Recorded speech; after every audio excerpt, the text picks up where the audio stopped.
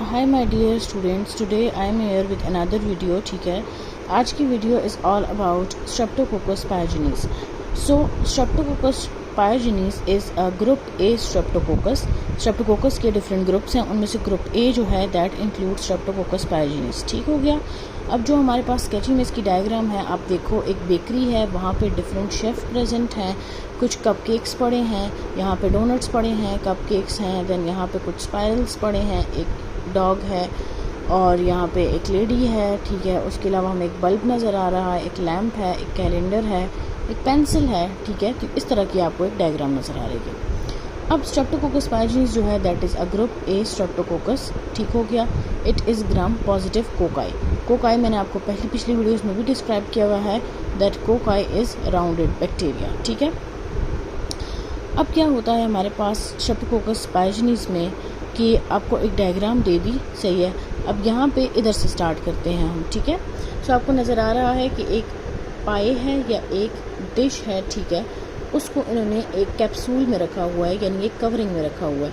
तो the first thing is that streptococcus pyogenes is encapsulated. The second is HA, इधर लिखा हुआ है हॉट एप्पल। यहाँ पे हमने जो H और A है इससे लेना है हाइलोरॉनिक एसिड।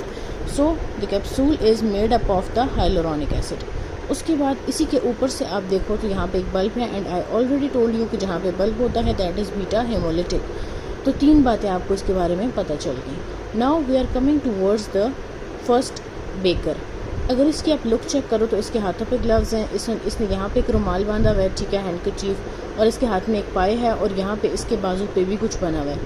सो बेसिकली जो फर्स्ट वाला है इसको हम डिस्क्राइब अभी करते हैं, baker holding the honey crusted pie. तो इसको पाई से आपने याद रखना है कि इम्पेटाइगो एक ऐसी स्किन की इन्फेक्शन होता है, ठीक है, जिसमें रैश लाइक स्ट्रक्चर बना होता है। तो इसके जो ये हाथों के ग्लव्स हैं इनको हम इम्पेटाइगो समझेंगे। ठीक हो गया। उसके बाद ये जो इसने गले में पहना हुआ है रेड हैंकरचीफ, ठीक है, अब गले में है ना, तो गले के मसले यानी थ्रोट इन्फेक्शन होंगे। उसमें क्या क्या चीज़ आ जाती है, उसमें आ जाता है हमारे पास स्ट्रेप्टोकोकस जो है वो थ्रोट को रेड और इन्फ्लेम्ड कर देगा, तो थ्रोट के इन्फेक्शन। तो यानी कि ये जो इसके गले के अराउंड है, इसके नेक के अराउंड है, इसको हम थ्रोट इन्फेक्शन समझेंगे। ठीक है, उसके बाद नेक्स्ट चीज़ हमारे पास क्या है कि red mittens on the baker. तो ये भी क्या चीज़ है, दिस इज़ इराइसिपिलास फिर एक स्किन कंडीशन है। ठीक है, उसमें क्या होता है, रेड लीगन्स होती हैं with the well demarcated borders. Red lesion होगी with well demarcated borders, this is erysipelas and streptococcus pyogenes is the most common cause of the erysipelas. तो पहले बेकर में हमने इम्पेटाइगो देख लिया, इराइसिपिलास देख लिया, थ्रोट इन्फेक्शंस देख लिए। ठीक हो गया। Now moving towards the next baker. अब यहाँ पे हमारे पास क्या चीज़ है, ये बेकर नंबर 2 है। इसमें अगर देखो तो इसके हाथ में एक चेरी पकड़ी है, इसकी टंग बाहर को प्रोट्रूड की हुई है, इसने हाथ में कुछ चीज़ पकड़ी हुई है, प्रॉबेबली कलर कोई पकड़ा हुआ है, इसके भी गले में कुछ है हैंडकरचीफ, और उसके बाद यहाँ पे इसने पीछे जो टॉक्सिक शॉक सिंड्रोम का जो शॉक वाला साइन है वो इधर है। ठीक हो गया। अब यहाँ पे इसको हम डिस्क्राइब करते हैं, तो जो सेकंड बेकर है उसको स्कारलेट फीवर है। स्कारलेट फीवर यहाँ से हमने देखना है, पहले बेकर में सारी स्किन डिजीज़ थी और सेकंड वाले में सारी स्कारलेट फीवर की बातें हैं। स्कारलेट फीवर के तीन जो basic characteristics of scarlet fever होते हैं।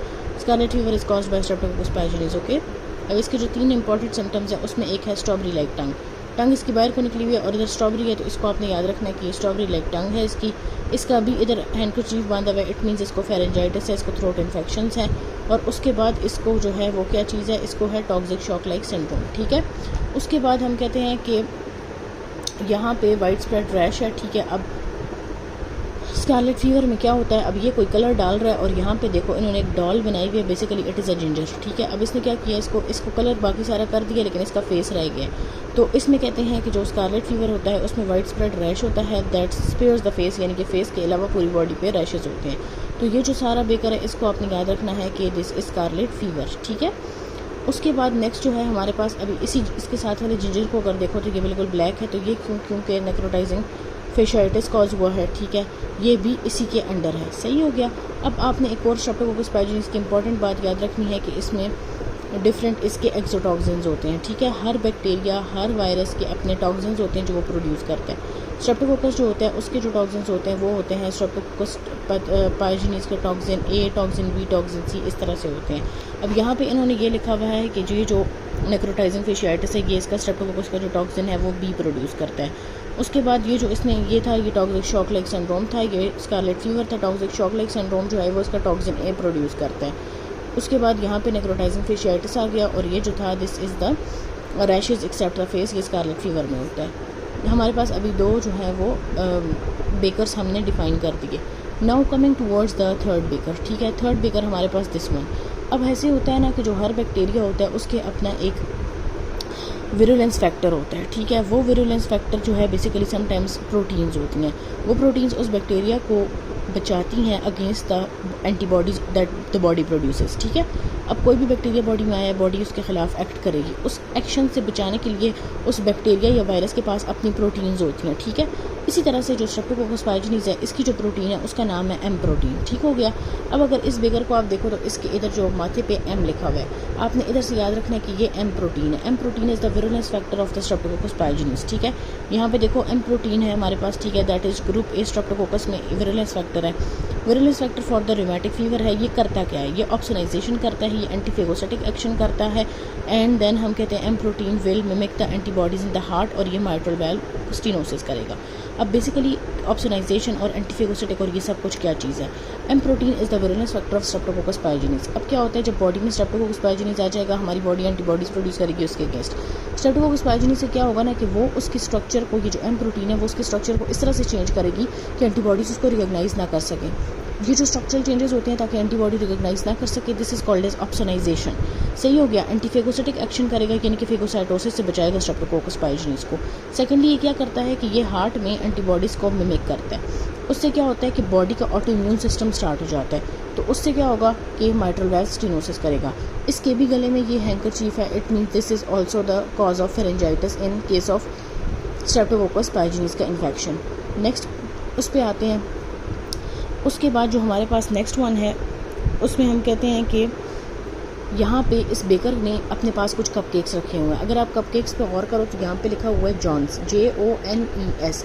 इससे डिफरेंट वर्ड्स बनते हैं। ये बहुत ही आसान है। स्ट्रेप्टोकोकस पायजिनीज जो है ना, वो ना सिर्फ ये जो एम प्रोटीन है, ये विरुलेंस फैक्टर है ना। अब स्ट्रेप्टोकोकस पायजिनीज जो है वो डिफरेंट डिजीज़ कॉज करता है बॉडी में।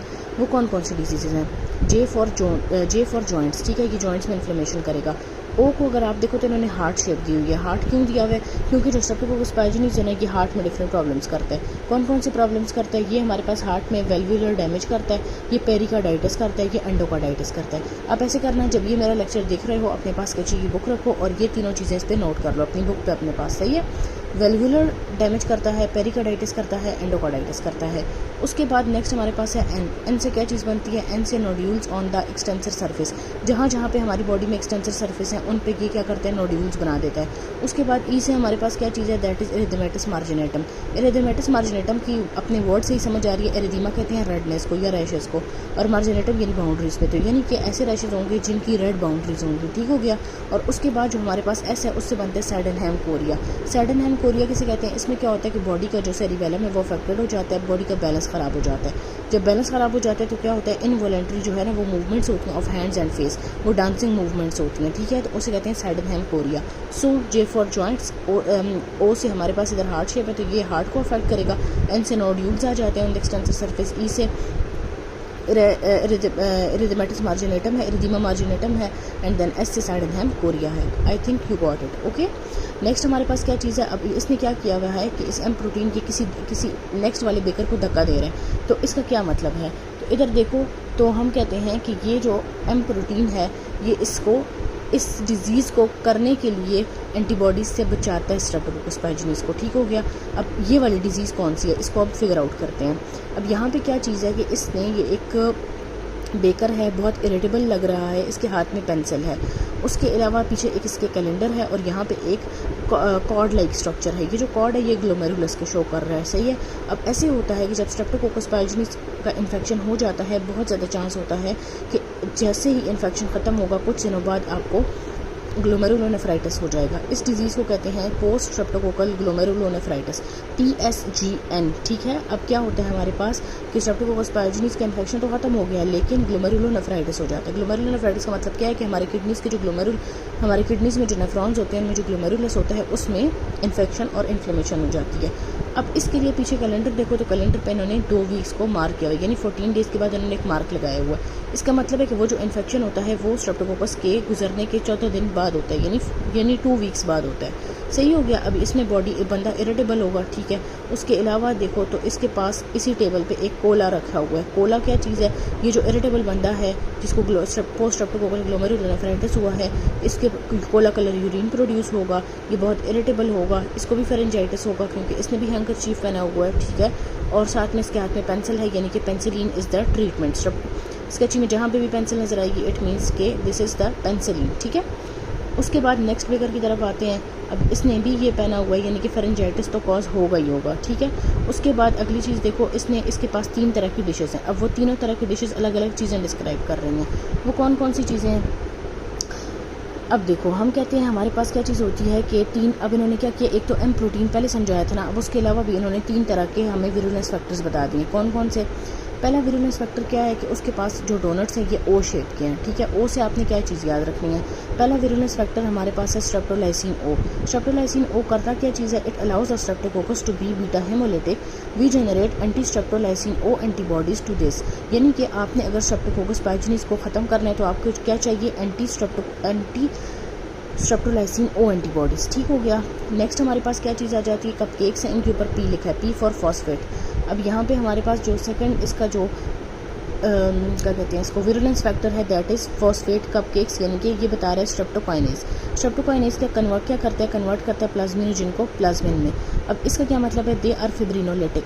अब क्या होता है कि एक बंदे को अगर स्ट्रेप्टोकोकस पाइजनीस ने इन्फेक्शन कर दिया और उसके अंदर ये विरुलेंस फैक्टर स्ट्रेप्टोकाइनेज प्रोड्यूस हो गया, ये फिब्रिनोलिटिक है, ये फिब्रिन नहीं बनने देता। फिब्रिन क्या चीज़ है? फिब्रिन क्लॉट्स बनाती है बॉडी में। अब क्या होगा? इस बंदे को ब्लीडिंग डिसऑर्डर होगा, जहाँ पे भी इसको इंजरी होगी क्लॉटिंग नहीं होगी। क्यों नहीं होगी? क्योंकि इसके पास स्ट्रेप्टोकाइनेज बहुत ज़्यादा है। जब बहुत ज़्यादा है तो मतलब कि इसका फिब्रिन नहीं बनेगा, इसका जो है ना वो क्लॉटिंग नहीं होगी, तो इसका क्लॉटिंग मैकेनिज्म, इसकी ब्लीडिंग मैकेनिज्म बहुत ज़्यादा ख़राब हो जाएगा। अगली चीज़ हमारे पास क्या है कि यहाँ पे देखो, जो ट्विस्टर्स पड़े हुए हैं, ये ट्विस्टर क्या चीज़ है? It is indicating DNases. DNases क्या करते हैं? डीपोलिमराइज करते हैं डीएनए को, और इधर डीएनए का इन्फेक्ट हो जाएगा और प्रॉब्लमेटिक हो जाएगा। उसके बाद यहाँ पे देखो तो एक डॉग है। आपको अगर याद हो कि जब मैंने आपको पिछली वीडियो में स्ट्रेप्टोकोकस एगलेक्टी पढ़ाया था, अगर नहीं देखा तो जाके वो वीडियो देख लो पहले।